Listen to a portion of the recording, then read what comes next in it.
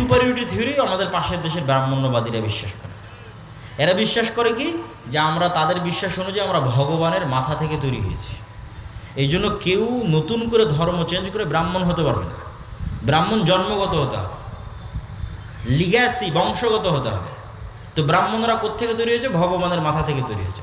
আর বাকি ক্ষুদ্র, তারপরে হচ্ছে কি বলে বৈশ্য, ক্ষত্রিয়, যত ওদের যে জাত পাতের যে ভেদ আছে, নিম্ন শ্রেণীর হিন্দু যারা আছে, বলি দেওয়া লাগলে ওদের ছেলে মেয়েকে বলি দাও, যা করা লাগবে সব ওদের, কাজ করবে ওরা, খাটবে ওরা, ব্রাহ্মণরা বসে থেকে খাবে, বাকি সব গোলাম।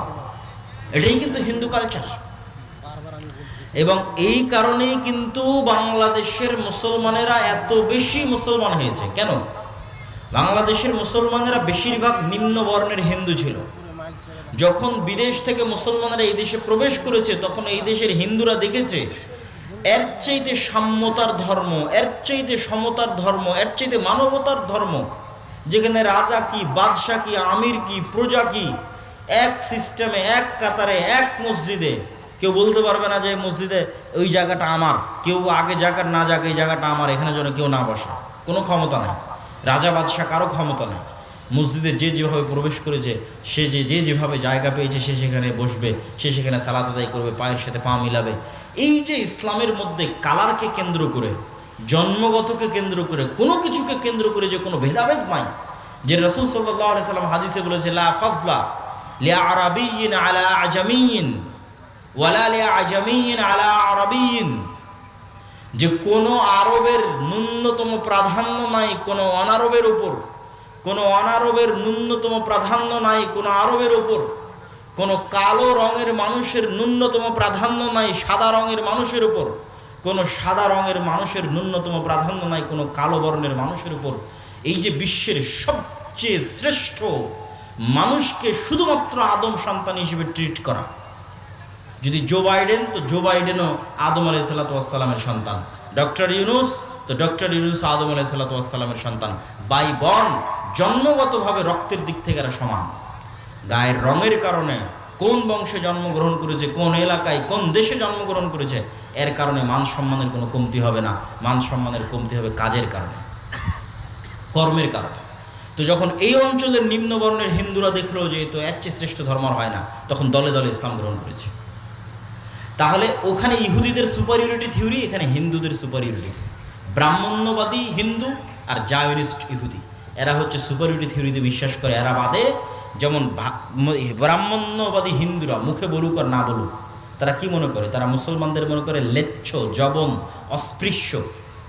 অস্পৃশ্য মানে যাকে টাচ করাও যায় না, এতটা অপবিত্র। শেখ মুজিবুর রহমান তার আত্মজীবনীতে লিখেছে, সে তার এক হিন্দু বন্ধুর বাড়িতে বেড়াতে গেছিল, এই কারণে ওর মা ওর খালারা মিলে ওই বাড়ি 7 বার করে ধুয়েছে, কেননা মুসলমান প্রবেশ করেছে ওই বাড়িতে। অস্পৃশ্য, যাকে স্পর্শ পর্যন্ত করা যায় না। এই সুপারিয়রিটি থিওরির কারণে আজকে তাদের এত অহংকার। এই জন্য মুসলমানদেরকে তারা পশু প্রাণী মনে করে না। আজকে গাজায় যা দেখছেন, এরকম অবস্থা যে বাংলাদেশে হবে না তার কোনো গ্যারেন্টি নেই। বাংলাদেশের ভাগ্য ভালো যে 24 জুলাইয়ের যে আন্দোলন, সেটার কারণে হয়তো বাংলাদেশের ওই ভাগ্য বরণ করা, গাজার ভাগ্য বরণ করা হয়তো আর 10, 15, 20 বছর, 50 বছর হয়তো পিছিয়ে গেছে। তবে মুসলমানদের জন্য সুযোগ আছে, বাংলাদেশের মুসলমানদের জন্য সুযোগ আছে, যে তারা যদি তাদের ঈমান, আমল, আকীদায় অটল এবং অটুট থাকে, তাহলে এটার থেকে বাঁচতে পারবে। আমি সেই আলোচনাটাই করছিলাম, আবারও আলোচনার মূলে ফিরে যাই, যে আমরা মুসলমানদের এই যে অধঃপতন, এটার এই শিকার হয়েছে, এটার কারণ কি? আমি বলছিলাম যে এটার মানদণ্ড ফিলিস্তিন দিয়ে দাঁড় করানো যাবে। কিভাবে ফিলিস্তিন দিয়ে দাঁড় করানো যাবে? এই ফিলিস্তিন যখন ওমর রাদিয়াল্লাহু তাআলা আনহু বিজয় করে, এই ফিলিস্তিন যখন সালাহুদ্দিন আইয়ুবী বিজয় করে, তখন আপনি এবার ইতিহাস পড়েন কি ছিল ওমর রাদিয়াল্লাহু তাআলা আনহুর কাছে। আল্লাহর কসম করে বলতে পারি, আমি আল্লাহর কসম করে বলতে পারি, আজকে একটা মুসলিম দেশের যা ক্ষমতা আছে, তার 60% ক্ষমতা ওমর রাদিয়াল্লাহু তাআলা আনহুর ছিল না। আজকে সৌদি আরব, তুরস্ক, মালয়েশিয়া, পাকিস্তান, বাংলাদেশ, মিশর, এদের যে দুনিয়াবি যে ক্ষমতা আছে, তার 60% ক্ষমতা ওমর রাদিয়াল্লাহু তাআলা আনহুর ছিল না। রোমান এম্পায়ারের সাথে তুলনা করলে কিছুই না। তাহলে কি দিয়ে ওমর রাদিয়াল্লাহু তাআলা জেরুজালেম বিজয় করলেন? 12,000 মুজাহিদ জেরুজালেম ঘেরাও করে আছে 1 মাস থেকে, তার মধ্যে 4,000 সাহাবী। আবু উবাইদা ইবনুল জাররাহ চিঠি লিখেছে, আমিরুল মুমিনিন খলিফাতুল মুসলিমিন ওমর ইবনুল খাত্তাবের কাছে যে পাদ্রীরা বলছে আপনি না আসলে চাবি হস্তান্তর হবে না। ওমর রাদিয়াল্লাহু তাআলা মদিনা থেকে রওনা দিলেন জেরুজালেমের উদ্দেশ্যে 1200 কিলোমিটারের পথ। যখন জেরুজালেমে প্রবেশ করতেছেন তখন তিনি উটের রশি ধরে টানতেছেন আর তার গোলাম উটের পিঠে বসে আছে। আবু উবাইদা ইবনুল জাররাহ হন্তদন্ত হয়ে ছুটে এসে বলছে, ইন্নার রোমান লা ইয়ানজুরু ইলাইনা নাজরাতা কিল্লা, আমিরুল মুমিনিন করেছেন কি? আপনার জামা কাপড়ের অবস্থা আর এইভাবে উটের রশি ধরে টানা, এগুলো দেখলে তো পাদ্রীরা হাসাহাসি করে। এবং আল্লামা ইকবালের আরও একটা কবিতা আছে এটাকে, এই বিষয়টাকে তুলে ধরার জন্য। তো হুনার আজমা হাম জিগার আজমায়েঙ্গে, তোর কাছে অস্ত্র আছে, তুই তোর রাইফেল আর বম যত আছে সব পরীক্ষা কর, আর আমরা কিসের পরীক্ষা দিব? আমরা হচ্ছে জীবনের পরীক্ষা দিব। তোর রাইফেলের গুলিতে মরে যাব, তোর বমের আঘাতে শহীদ হয়ে যাব, কতগুলো মারবে মেরে ফেলে। তো হুনার আজমা হাম জিগার আজমায়েঙ্গে, তোর হাতে রাইফেল আছে, আমার কলিজা আছে। এটা আল্লামা ইকবালের কথা। যখনই মানুষ মৃত্যুকে পরোয়া করে না এবং মৃত্যুকে পেছনে ফেলে দিয়ে সামনের দিকে আগায়, তখন বিজয় সুনিশ্চিত। কিন্তু এই যে দুনিয়ার ঐশ্বর্য, দুনিয়ার উন্নয়ন, দেখবেন যে একদিকে গাজায় ক্রন্দন চলছে, আর একদিকে দেখবেন দুবাইয়ের কথা বলেন বা যে কোনো দেশের কথা বলেন, দেখবেন রঙ্গলীলায় মত্ত। তো ওই দুনিয়ার ওই নেশা ছেড়ে দিয়ে কিভাবে জেহাদে অবতীর্ণ হবে? তখনই অবতীর্ণ হতে পারবে যখন দুনিয়ার এই মূল্যটা হারিয়ে যাবে। এই জন্য আল্লাহ শিক্ষা দেন, মানে জেহাদে অবতীর্ণ হওয়ানোর জন্য আল্লাহ শিক্ষা দেন। শাস্তি না পেলে ঠিক হয় না মানুষ। সিরিয়ারা, আজকে সিরিয়ার মানুষজন বিজয় হয়েছে 20 বছর থেকে যুদ্ধ করতেছে। আফগানিস্তানেরা বিজয় হয়েছে 30 বছর থেকে যুদ্ধ করতেছে, মানে মরতে মরতে মরতে মরতে মরতে মরতে তারা মরা শিখেছে। ফিলিস্তিনের মানুষেরও বিজয় হবে, তারাও জানের কুরবানি দিচ্ছে। কিন্তু যারা এই তামাশা দেখছে তাদের উপরও কিন্তু এই শাস্তি আযাব নেমে আসবে, নেমে আসার আগে যতক্ষণ সতর্ক না হবে। তাহলে এখানে আরেকটা বিষয় আমাদের মনে রাখতে হবে যে আমরা এই অবস্থায় দাঁড়িয়ে কেন? এই গোলামির জিঞ্জির আমাদের গলায় কেন? এই গোলামির জিঞ্জির আমাদের গলায় এর আরেকটা গুরুত্বপূর্ণ কারণ আমার দৃষ্টিতে মনে হয়েছে, আমি সব বক্তব্যে বলেছি, আপনারা শুনেছেন কিনা আমি জানি না, আমি বলেছি আজকের যুগের মুসলমানেরা আজকের যুগের বানু ইসরাইল। আজকের যুগের মুসলমান বানু ইসরাইল মানে তাহলে আগে বানু ইসরাইল কারা? পবিত্র কোরআন খোলেন, পবিত্র কোরআনের সূরা বাকারার একটা বড় অংশ জুড়ে আল্লাহ বানু ইসরাইলদের কথা বর্ণনা করেছে। তো বানু ইসরাইলদের কথা আল্লাহ কোরআনে বর্ণনা করেছে, আমি দুই একটা বলি তাহলে বুঝবেন বানু ইসরাইল কারা। এবার ওদের সাথে আমাদের মিলাবেন। বানু ইসরাইলের বর্ণনা আল্লাহ দিচ্ছে যে বানু ইসরাইলেরা চোখের সামনে দেখলো যে ফেরাউন ডুবে গেল। বানু ইসরাইলেরা চোখের সামনে দেখলো যে ফেরাউন ডুবে গেল। চোখের সামনে ফেরাউনকে ডুবতে দেখার পরও বানু ইসরাইলরা মুসা আলাইহিস সালামকে বলছে, লান নুমিনা লাকা হাত্তা নারাল্লাহ জাহরা, মুসা তোমার আল্লাহর উপর ততক্ষণ ঈমান আনবো না যতক্ষণ না তোমার আল্লাহকে নিজে চোখে না দেখবো। বলে নাউজুবিল্লাহ, তুই আর চেয়ে বড় কি দেখবি? তোর চোখের সামনে ফেরাউন ডুবে গেল, সমুদ্রের মধ্যে 12টা রাস্তা তৈরি হলো, এবং যে 12টা রাস্তাতে তোরা পার হয়ে গেলি, সেই 12টা রাস্তা যখন ফেরাউন পার হতে লাগলো তখন সে 12টা রাস্তা পানিতে মিশে ফেরাউন ডুবে গেল। এরপরে কেমনে একটা জাতি বলতে পারে ততক্ষণ তাওরাতে বিশ্বাস করবো না যতক্ষণ আল্লাহকে সচক্ষে না দেখছি? শুধু কি তাই, এই সমুদ্র যখন পার হয়ে গেল তখন এটা মরুভূমি। তুর পাহাড় যদি কোনোদিন দেখতে পান, মিশরে যদি কোনোদিন যান, তুর পাহাড় যদি দেখেন, তাহলে দেখবেন তুর পাহাড় এবং তার আশেপাশের পুরো অঞ্চল মরুভূমি, আর এক পাশের অঞ্চল সমুদ্র। তো যেই সমুদ্র মুসা আলাইহিস সালাম পার হয়েছে, আর এই তুর পাহাড়ের আশেপাশে মুসা আলাইহিস সালাম ঘুরপাক খাচ্ছে সমুদ্র পার হওয়ার পর, ফেরাউনের মৃত্যুর পর। তো মরুভূমিতে তো পানিও বের হবে না, মরুভূমিতে তো কোনো ফসলও হবে না। তাহলে পানি বলতে সমুদ্রের পানি, সমুদ্রের পানি তো লবণ পানি, তো লবণ পানি খাবে কিভাবে? ওয়াইজ ইসতাসকা মূসা লিকওমিহি ফাকুলনা যরিব বিআসাকাল হাজার ফানফাজারাত মিনহু ইসনাতা আশারাতা আইনা। যখন বানু ইসরাইল মুসা আলাইহিস সালামকে বলল মরুভূমিতে পানির ব্যবস্থা নাই, তোমার আল্লাহকে বলো পানির ব্যবস্থা করে দিতে, তখন আমরা মুসাকে বললাম, মুসা তোমার হাতের লাঠি পাথরে আঘাত করো। যখন মুসা আলাইহিস সালাম বিসমিল্লাহ বলে হাতের লাঠি পাথরে আঘাত করলেন, তখন মরুভূমির মধ্যে পানির কোনো উৎস ছাড়াই পাথরের মধ্যে থেকে 12টা ঝর্ণা বের হয়ে গেল। আল্লাহু আকবার। তাই পানির ব্যবস্থা হয়ে গেল। খাবার, তো আল্লাহ বলছে তোমাদের জন্য জান্নাত থেকে মান্নার সালোয়া পাঠাবো খাবার হিসেবে। প্রতিদিন সকালবেলা মান্না সালোয়া আসতে লাগলো। মান্না সালোয়া কি? মান্না সালওয়া হচ্ছে এক উন্নত প্রজাতির পাখি আর পৃথিবীর সর্বোন্নত প্রজাতির মাশরুম। তো এই মান্না সালওয়া নিয়ে যখন আমি একবার গবেষণা করেছিলাম তখন দেখেছিলাম, এখনকার দাম কম বেশি হতে পারে, যে আজকের পৃথিবীর সর্বোন্নত যে মাশরুম, এই সর্বোন্নত মাশরুমের বর্তমান 1 কেজি মাশরুমের দাম বাংলা টাকায় 4 থেকে 5 লক্ষ টাকা। আল্লাহু আকবার। 1 কেজি মাশরুমের দাম 4 থেকে 5 লক্ষ টাকা। সেই খাবার আল্লাহ ফ্রিতে দিত। তাহলে মরুভূমিতে পানি বের হয়ে গেল, মরুভূমিতে জান্নাত থেকে খাবার আসে। তারপরে বনু ইসরাঈল বলছে লান নাসবিরা আলা তুআমিন ওয়াহিদ ফাদউ লানা রাব্বাক। এগুলো সব সূরা বাকারা থেকে আমি পড়তেছি। তোমার আল্লাহকে বলো এই রোজ এক খাবার ভাল লাগে না, আল্লাহকে বলো এই মরুভূমির থেকে ডাল চাল রসুন পেঁয়াজ আদা বের করে দিতে। তখন মুসা আলাইহিস সালাম আল্লাহর সাথে কথা বললেন। আল্লাহ বলছে ঠিক আছে, এই মরুভূমি পার হওয়ার পর সুজলা সুফলা শস্য শ্যামলা একটা এলাকা আছে যেটা তোমার বাপদাদার, মুসা আলাইহিস সালামের বাপদাদার। মুসা আলাইহিস সালামের বাপদাদার কীভাবে? মুসা আলাইহিস সালামের বাপদাদার কীভাবে এটা বোঝার জন্য 1-2 মিনিটে বুঝিয়ে দিচ্ছি। সমুদ্র পার হওয়ার সময় কয়টা রাস্তা তৈরি হয়েছিল? 12টা।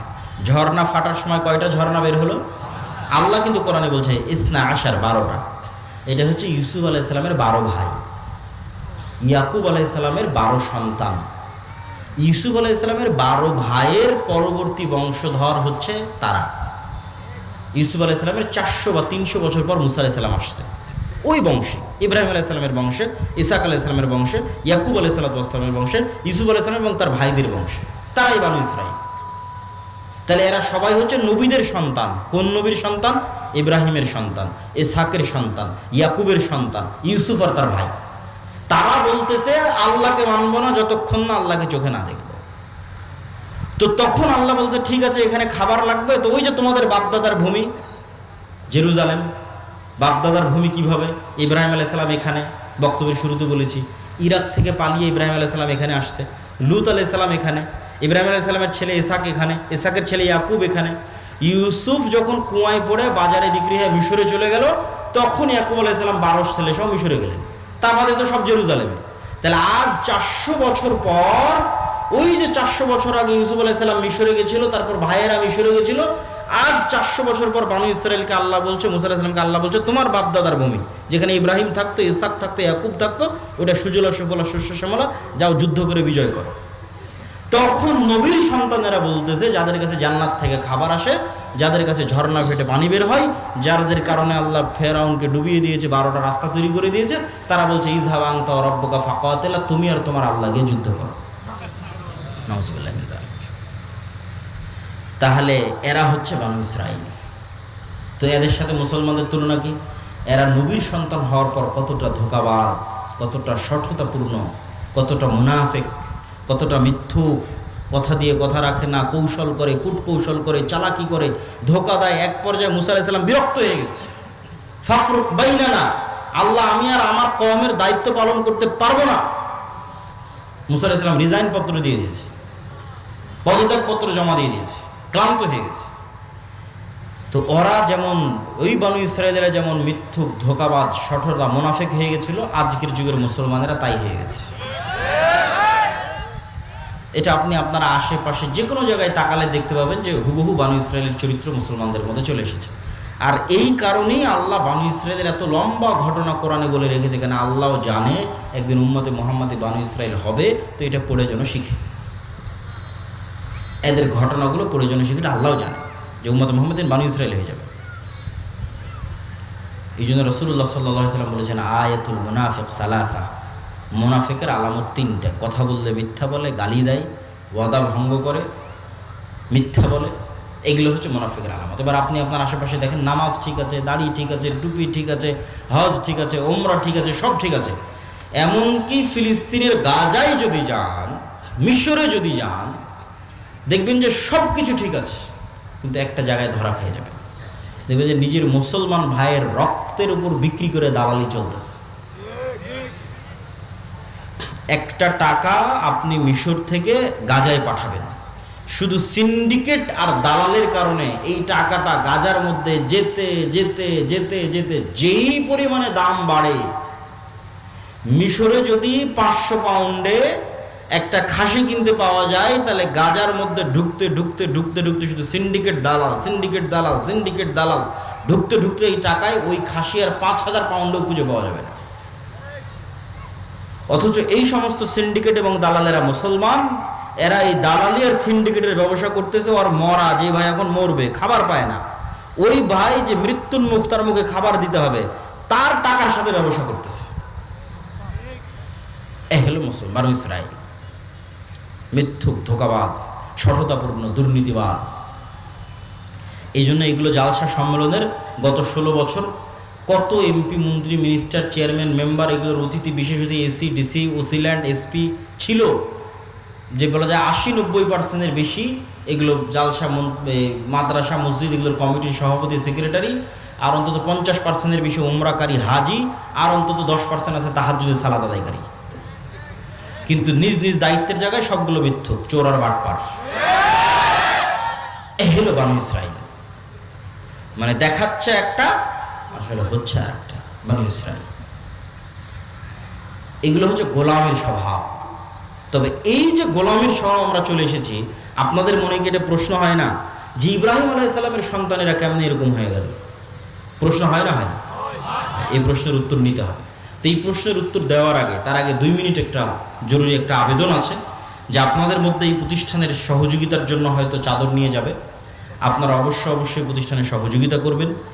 কেননা সহযোগিতার বিষয়ে একটা জিনিস আপনাদের মনে রাখতে হবে, যে আপনি মনে করেছেন না দিব না, ওকে দিব না টাকা, না, আপনি প্রতিষ্ঠানকে বঞ্চিত করলেন না, আপনি নিজে একটা ভালো কাজ থেকে বঞ্চিত হয়ে গেলেন।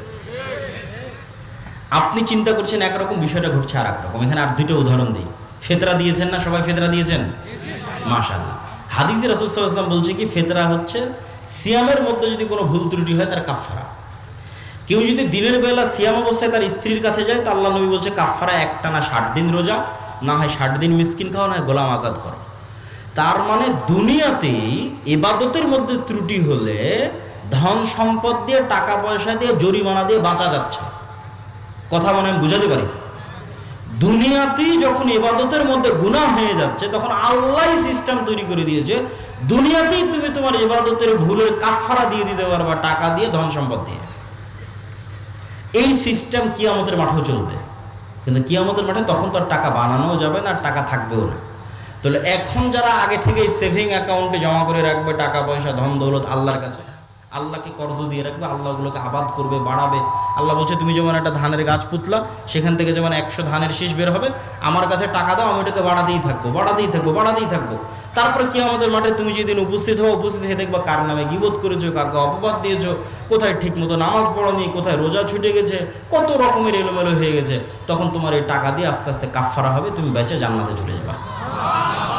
এই জন্য আব্দুর রাজ্জাক বিন ইউসুফ বলেছে যে দান হচ্ছে শক্তিশালী, পাওয়ারফুল ইবাদত, অন্য সবগুলোকে কাভার দিতে পারে।